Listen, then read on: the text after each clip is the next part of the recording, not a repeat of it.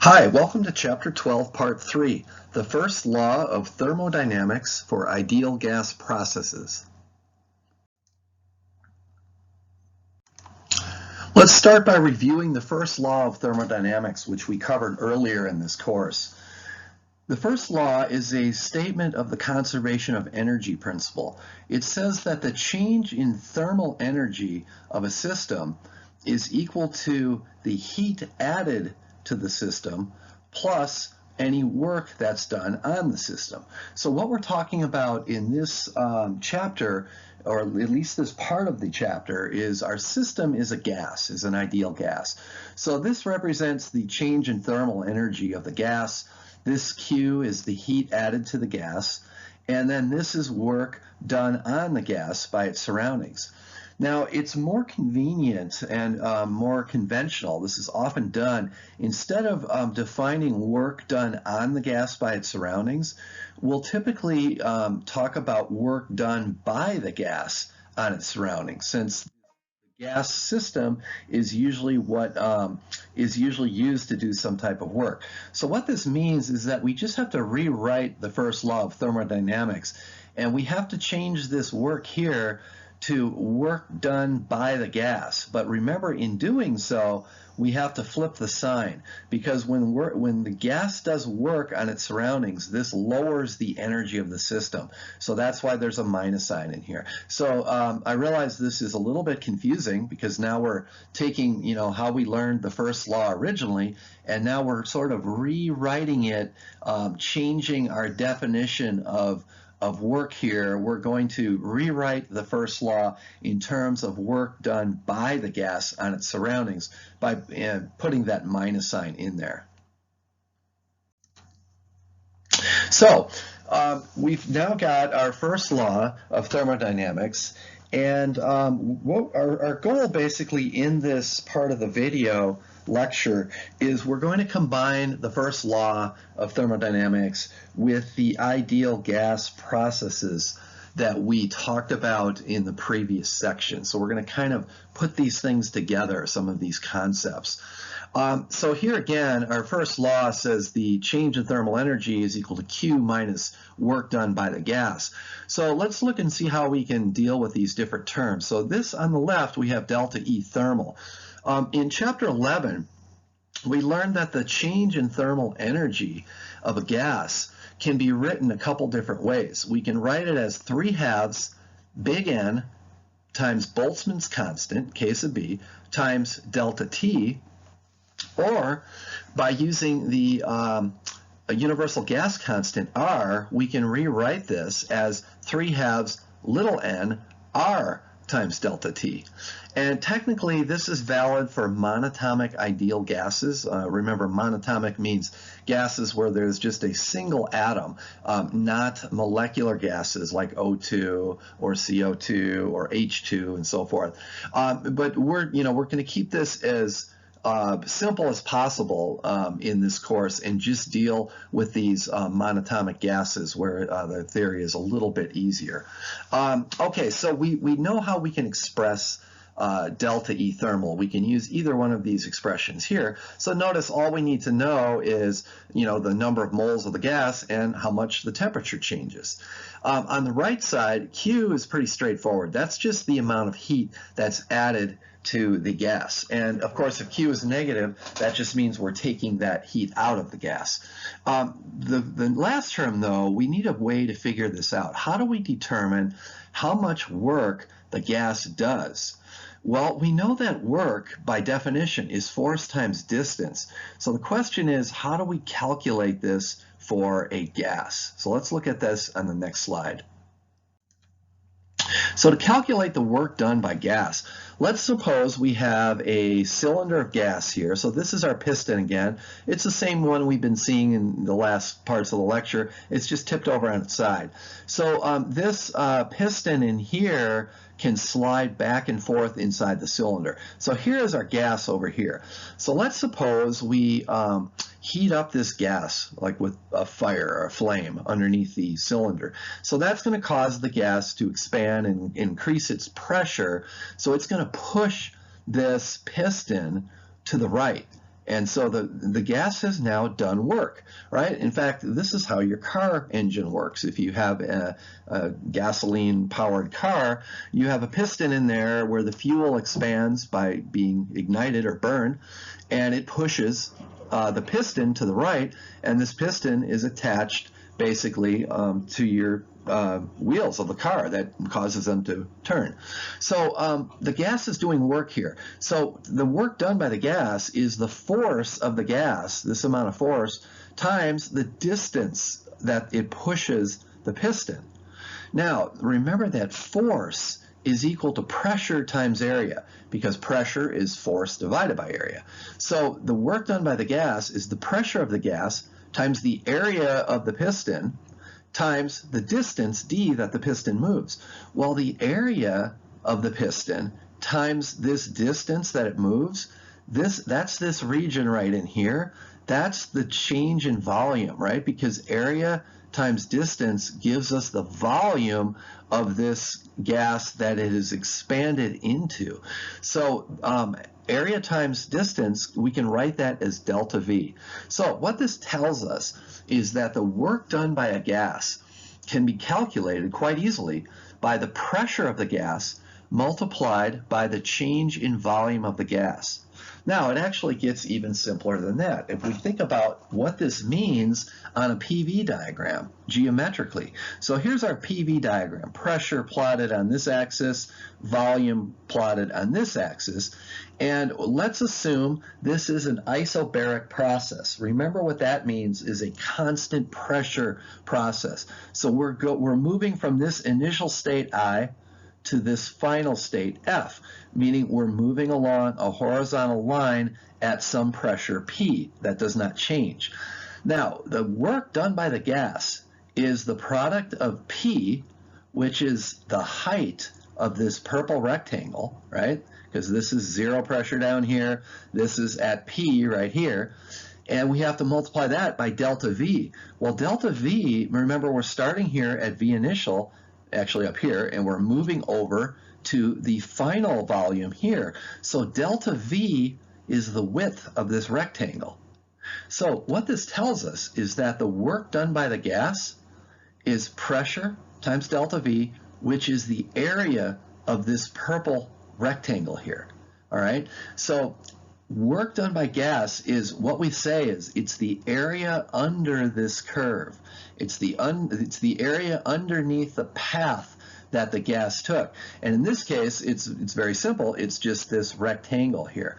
A more general process, something like this. Let's say the gas started up here, and let's say it went down this curved path. This looks like an isothermal process, and ended up down here at this final point here. Well, the work done by the gas is, again, it's equal to the volume, the area of this purple shaded region here, and we can estimate that area by various methods. Let's look at some examples where we actually calculate the work done by the gas so you can see how this works. So we'll do a fairly simple one first. How much work does the gas do in the isobaric process shown at right? So here's our process. The gas starts here at state I, initial, and it moves straight across isobarically to this final state F here. To figure out the work done, we simply shade the region underneath the curve, underneath this path here, and we get this rectangle. And the work done by the gas is just the area of this rectangle, which is its height times its length. The height, you can see, is 2,000 pascals, right? And the length of the rectangle is, it goes from 1 to 4, so that is a length of 3, and the units on this graph are cubic meters. All right, so 2,000 times 3 is 6,000. And by the way, if you look at these units, we've got newtons per meters squared. That's the height in pascals, that's pressure. We multiply that by cubic meters, we end up with newtons times meters, or Newton meters, that's a joule. All right, so the work done by the gas is 6,000 joules. And again, the main idea here is to calculate the work. We just figure out the area underneath this curve. Let's look at one where we actually end up with negative work. And this corresponds to work being done on the gas. So let's look at this isobaric example. So notice the difference here is we're starting here over here on the right at position I for initial, and the gas is ending up over here at the final position here. So again, work done is just equal to the area under this curve, but we have to be a little careful of the signs here. The height of this rectangle is, once again, 2,000, but the delta V here, remember that's really what this length is, it's a change in volume. Well, it's going from 4 down to 1. That's a change of -3, not +3, because it's decreasing. So our answer is the same, 6,000, but we've got a minus sign. So the work done by the gas is -6,000 joules. What does that mean to do negative work? Well, what that means is that the work was done on the gas, not by the gas. Okay, so that's how we can interpret that minus sign. One way to kind of think of this physically is, look what's happening here. The gas starts here at a high volume of 4 cubic meters, and it's being compressed. It's being squeezed down to 1 cubic meter. Now, how do we squeeze down a gas? Well, we have to do work on it. We have to push on that piston to squeeze the gas into a smaller volume. So the gas isn't doing work.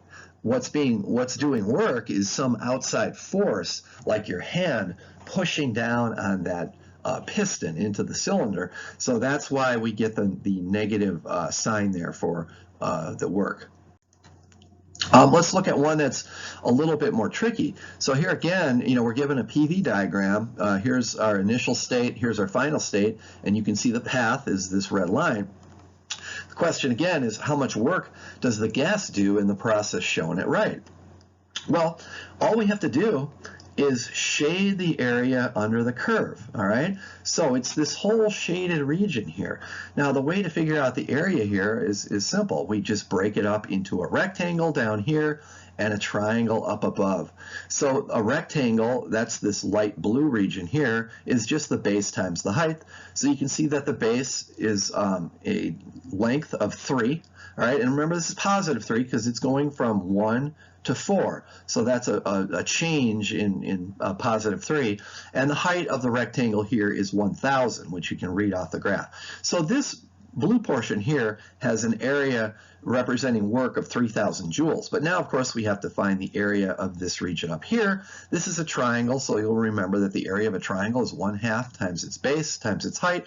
So the base, again, is 3, and the height of the triangle is 2,000. So be careful. We're starting here. This is the base of the triangle at 1,000, and we're going up to 3,000. So this is the height right here, which is 2,000.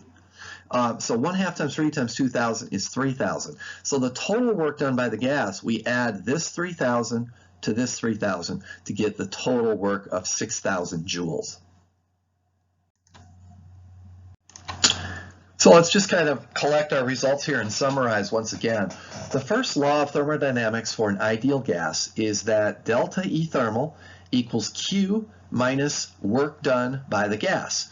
And delta E thermal can be computed by either 3/2 little n R delta T or 3/2 big N K delta T. The difference here is big N down here is the number of molecules, little n up here is the number of moles. So whichever one of these is more convenient, we will choose one or the other. And then, of course, R and K, those are our constants. The gas constant, 8.314, or Boltzmann's constant is K, which is 1.38 times 10 to the minus 23rd. Q is just the heat added to the gas. If heat is removed from the gas, Q will be negative. And work done by the gas is the area under the PV curve. So let's go through some examples here. We'll start with a relatively easy one. A sealed container of gas is placed over a flame. So here's our picture of what's going on here. Got a candle down here. This is a sealed metal container containing an ideal gas.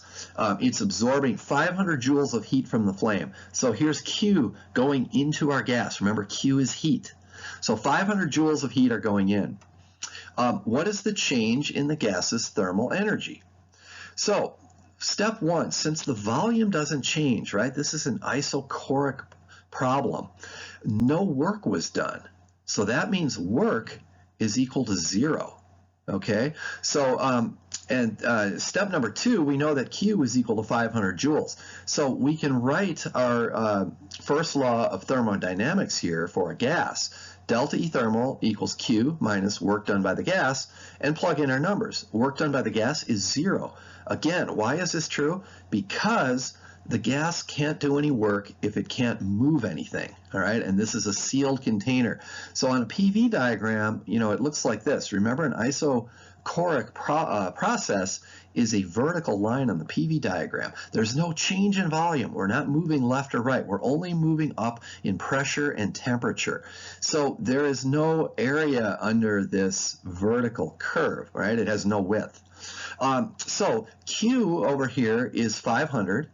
And work done by the gas is 0, so the change in thermal energy of the gas is just equal to the heat that was added, which is equal to 500 joules. Let's now look at an isobaric example. This one is, I would call this medium difficulty. It's not quite as simple as the last problem, but still this one is not too bad. The gas cylinder shown below is placed on ice such that 7.5 joules of heat flow from the gas to the ice. The weight on the piston keeps the pressure constant at 150,000 pascals. The volume decreases by 0.00002 cubic meters. What is the change in the gas's thermal energy? All right, so first let's look at a picture of what's going on here. Here's the before situation. We've got this gas here inside this cylinder. Here's a movable piston that can slide up and down, and we've placed this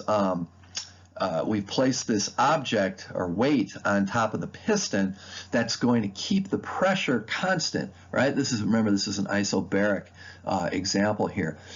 So then what we do is we take this whole thing and set it on a block of ice. So the ice is going to cool down the gas because heat's going to be leaving the gas. So what's going to happen to the gas? Well, the volume is going to decrease because remember, the pressure has to stay the same.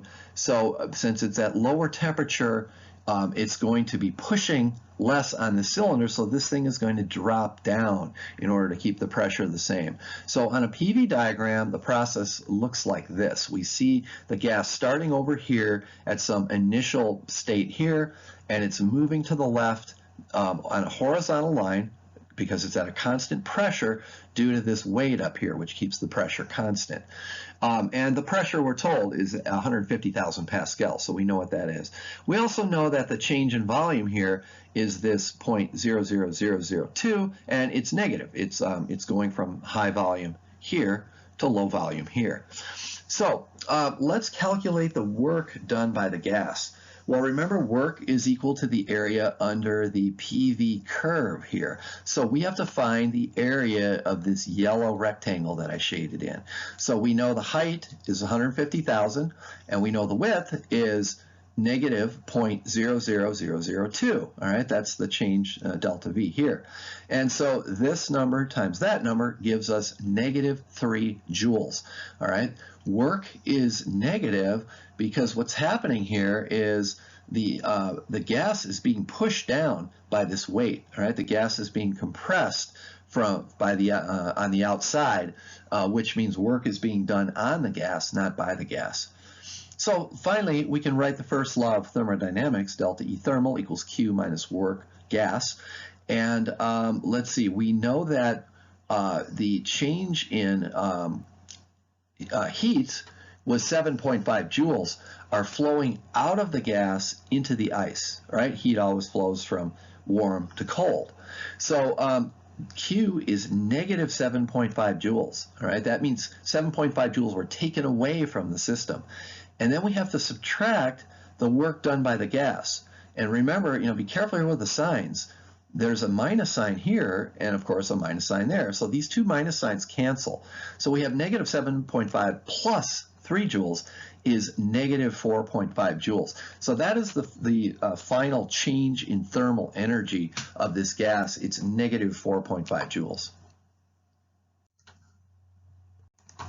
This is an example that is done in your textbook, example 12.8, and I would call this a little bit more challenging, difficult, I guess, if you want to call it that, certainly compared to the last two problems.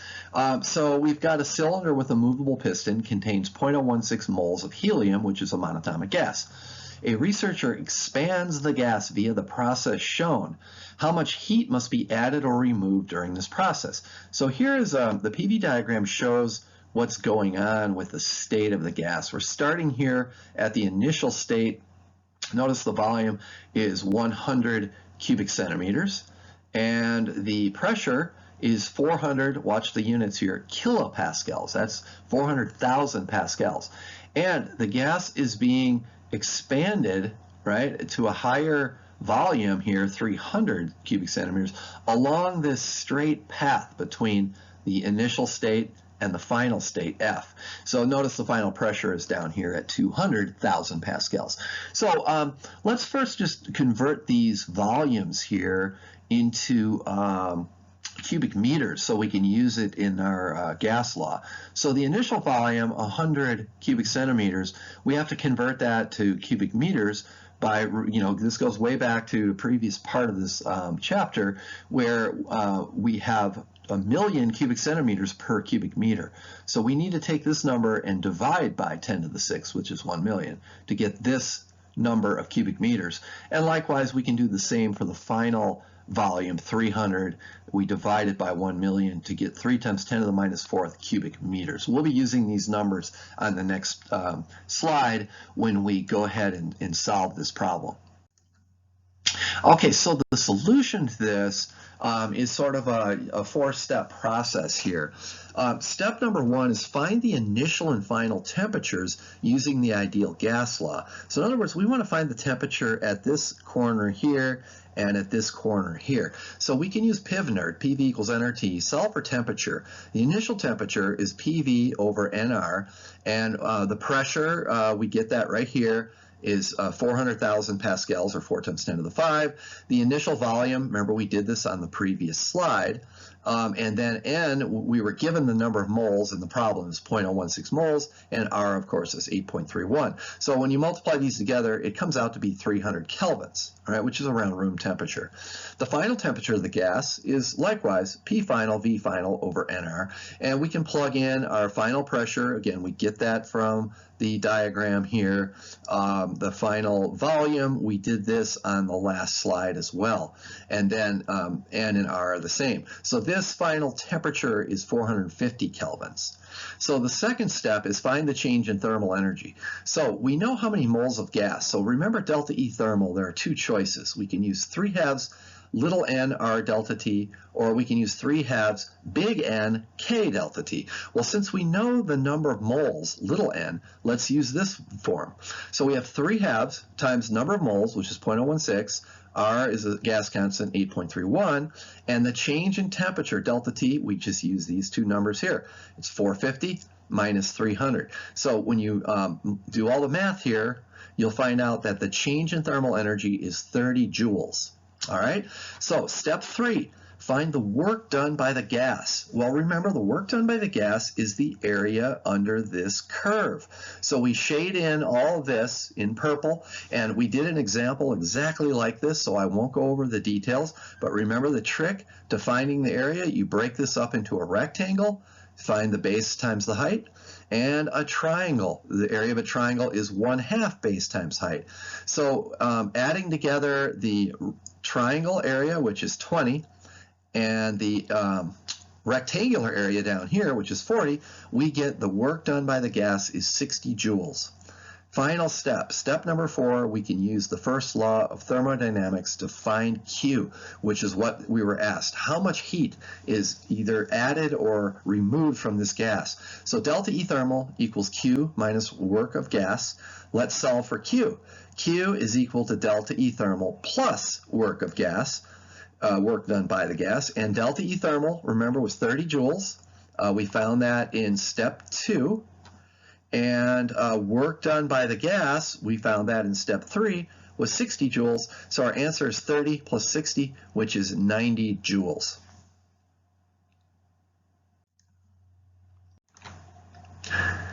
Is it possible to heat something up without its temperature increasing? In other words, can we add heat to a system?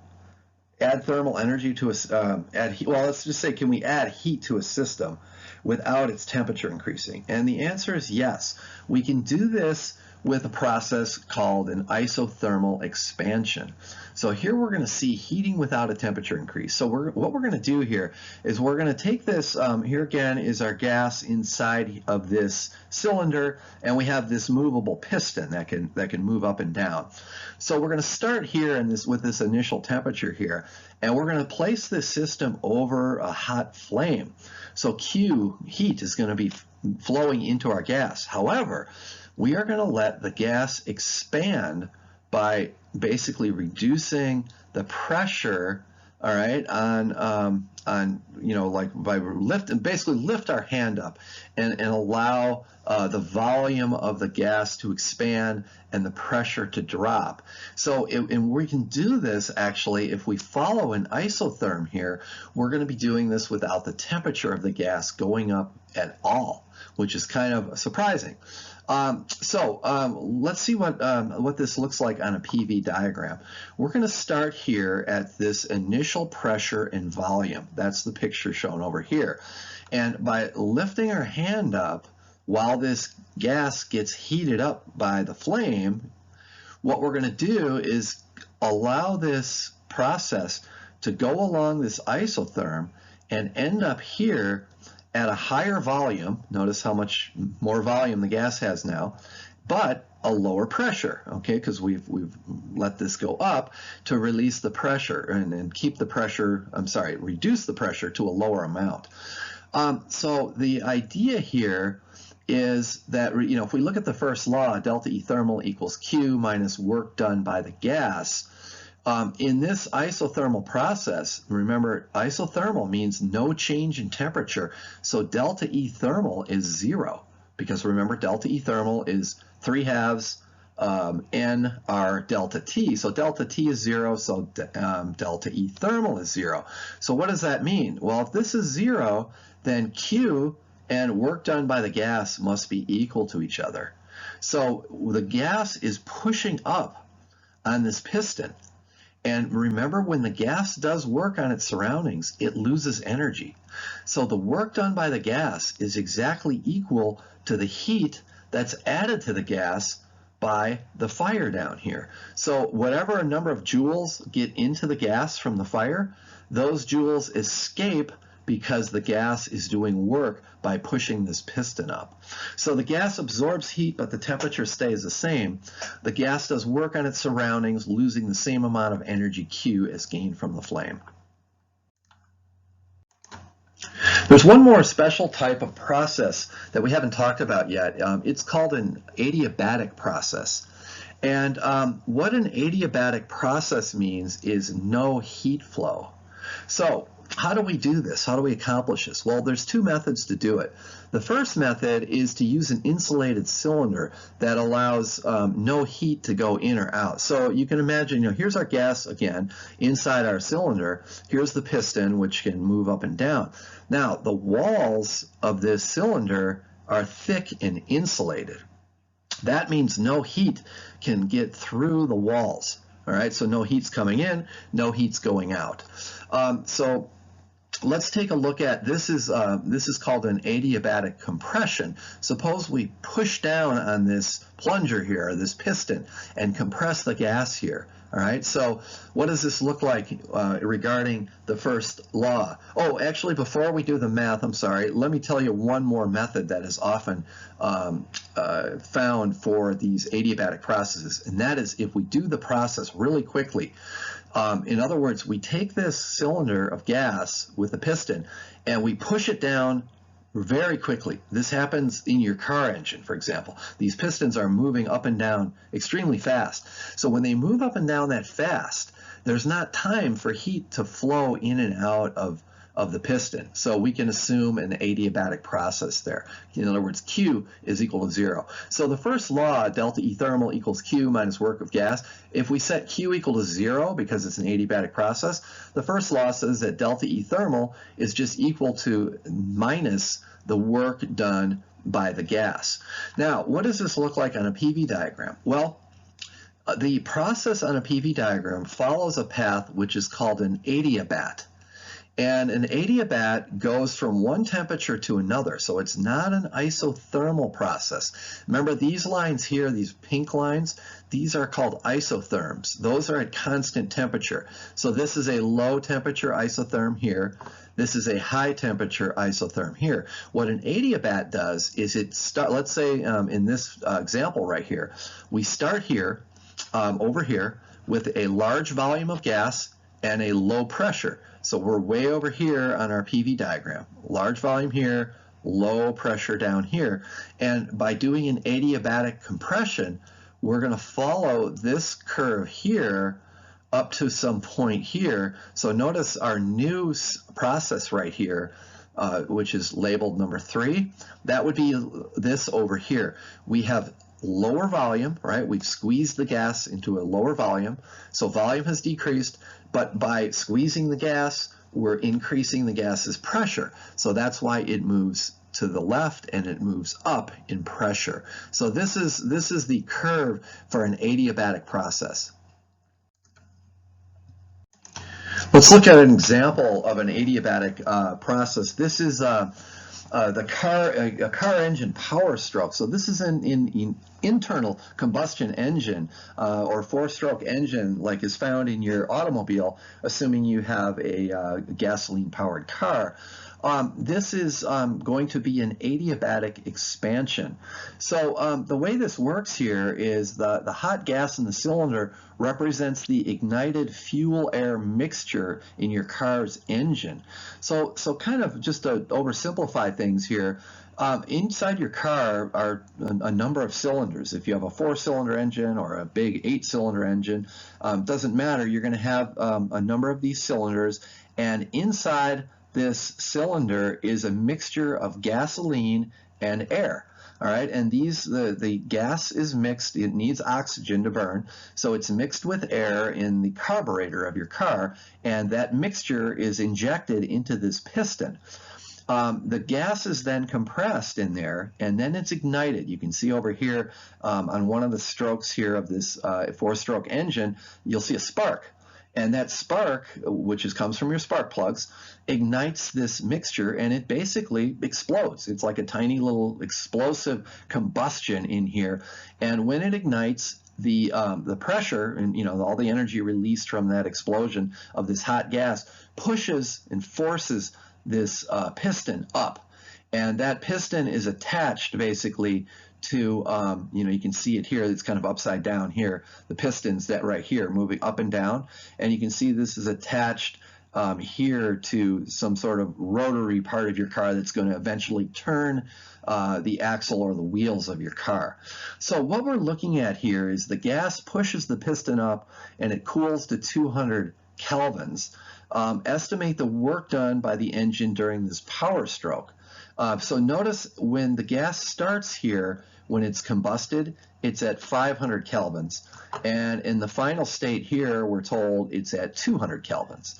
All right, and a typical car cylinder contains 0.04 moles of gas. And of course, this will vary depending on the size of the engine and everything, but let's just use this number here to work this problem.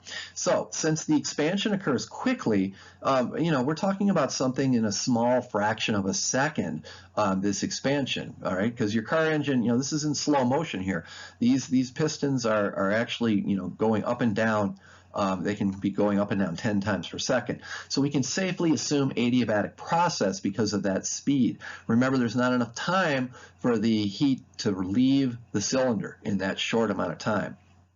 So our first law of thermodynamics says that delta E thermal equals Q minus work done by the gas. Since it's adiabatic, Q is equal to 0.